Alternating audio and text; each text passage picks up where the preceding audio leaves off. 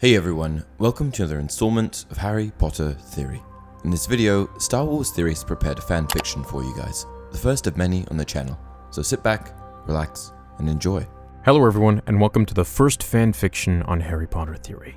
In today's fan fiction, we're going to change the events of the infamous night that Dumbledore died.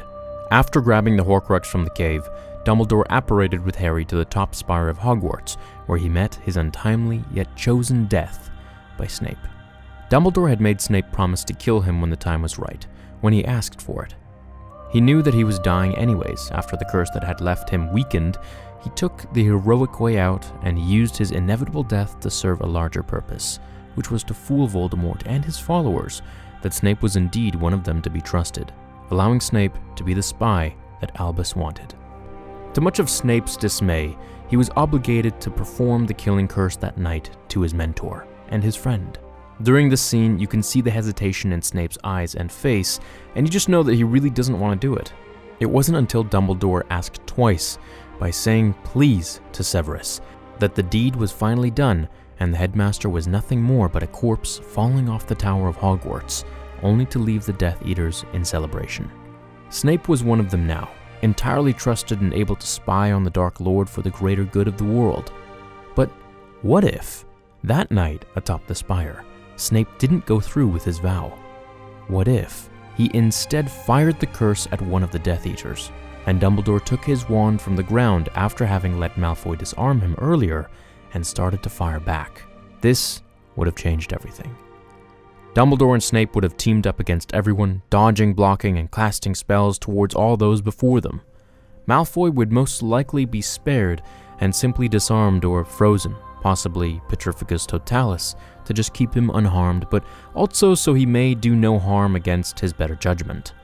Dumbledore, albeit now severely weak from the curse and the events of the cave, was still a formidable opponent for all the Death Eaters who were arrogant as always, yet this time slapped with real fear. None was more powerful than Voldemort, unless, of course, Dumbledore were still alive. And very much alive he still was, as he fired a curse at Bellatrix, causing her to meet the same fate Dumbledore did in the canon timeline as she tumbled off the tower's edge to her death. The others scattered about in fear, trying to take cover from the barrage of attacks from the two immensely powerful wizards. They were trapped.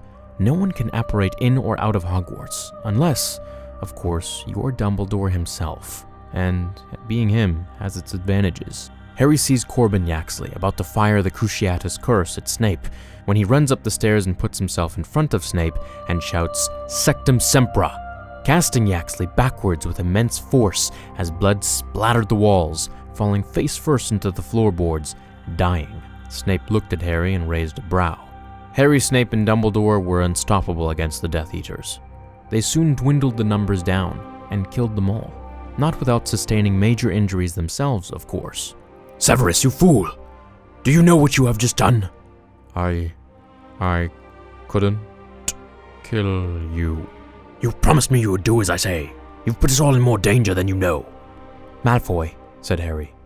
Draco was starting to move slowly, as the two professors decided it would be best to remove his memory of the recent events, so they targeted what had happened and used Obliviate to rid his mind of the recent events, altering his memory so that he were still in his dorm room, fast asleep.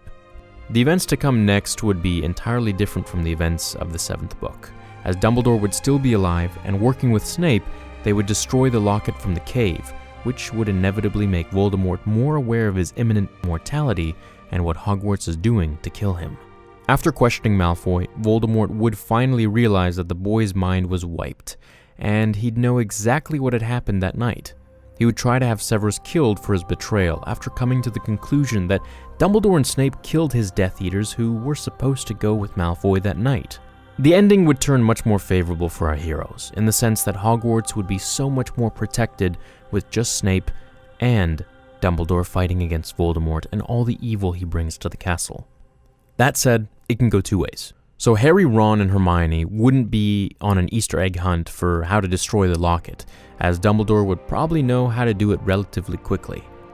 The Horcruxes would almost all but be destroyed save for maybe one or two, and in the event they waited for Voldemort to storm the castle, things would be much different indeed. Ron would still have both of his brothers. George and Fred would be alive, and quite unscathed. The casualties of the students would be reduced more than half, and I could see Dumbledore and Snape single-handedly taking out the majority of the threats coming to the castle, along with the other professors, of course, but they would be the A-team. I could see Albus fighting Voldemort, possibly getting thwarted aside for maybe dramatic effect, as J.K. Rowling could write, and a blast of avada kedavra could be sent towards Harry, where Snape would jump in front of it, sacrificing himself for Lily's son and saving him. This would be a very poetic sacrifice, and it would kind of tie Snape's love for Lily in one moment. It's something I could see Snape doing. I always felt Snape's death was just very uneventful for someone as prominent in the books and films as he was. He deserved a better death, but it just goes to show how much of a cold bastard Voldemort really was. At the flick of a switch, or wand we could say here, he would have his right-hand man killed so quickly, just so that he would, in his mind, falsely, have full use of the Elder Wand.